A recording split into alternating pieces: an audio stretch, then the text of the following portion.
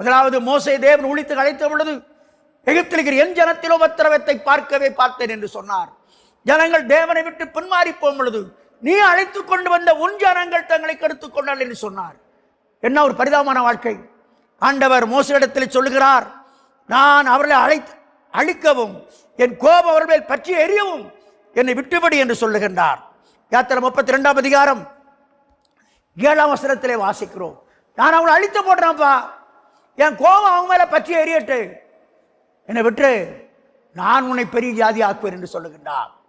மோசே தேவ சமூகத்தில் நீ சீக்கிரமா இறங்கி போ, மலையை விட்டு, சீனாய் மலை விட்டு என்று சொல்லும் பொழுது மோசே இறங்கவில்லை, அங்கேயே ஜெபம் பண்ணி கொண்டிருக்கிறார்.